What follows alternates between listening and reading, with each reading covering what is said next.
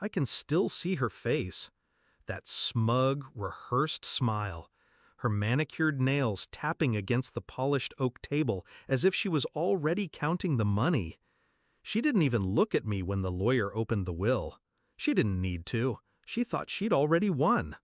5 months earlier, when Dad married Vanessa, I wanted to believe she loved him. She was young, beautiful, and knew how to laugh at his jokes. He was a brilliant man, but lonely after Mom passed.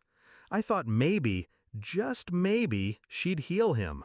She called me kiddo, bought me a watch for my graduation, made lasagna on Sundays, even though she hated cooking. I let her in. I shouldn't have.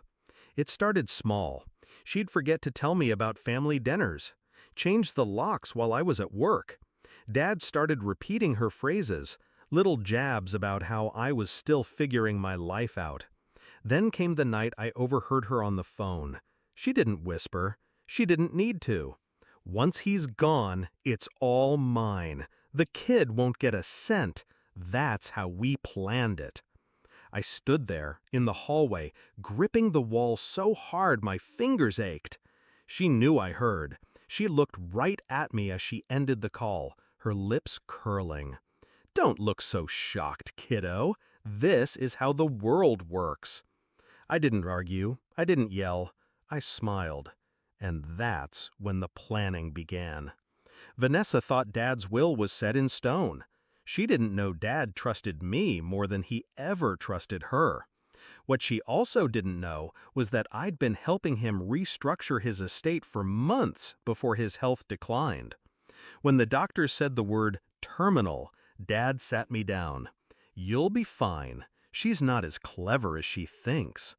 He handed me the contact of his oldest friend, Robert, his attorney of 30 years. We rewrote the will. Not to disinherit Vanessa entirely. Dad wasn't cruel, but to make sure she couldn't touch the bulk of his assets without my say. The key was a single clause buried deep in the legal text, a clause that would mean nothing to her until it meant everything.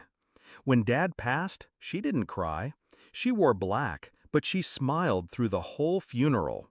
By the third day, she was already meeting with a real estate broker, talking about selling his properties. She even cornered me in the kitchen. "Don't bother showing up for the will reading. You're not in it." I looked at her. "I'll be there." She laughed like I'd just told the world's funniest joke. The reading of the will. The room smelled like leather and old paper. Robert sat at the head of the table, his glasses low on his nose. Vanessa sat to his right, draped in black silk, acting like a queen awaiting her crown. The first part was predictable: small bequests to charities, gifts to longtime staff. Then Robert said my name. Vanessa's smile twitched.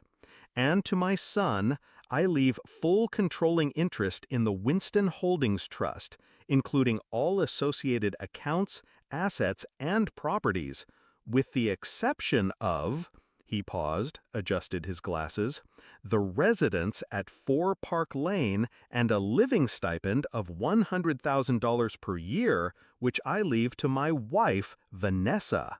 Her head whipped toward him. "That's it?" she snapped. Robert smiled, just a little.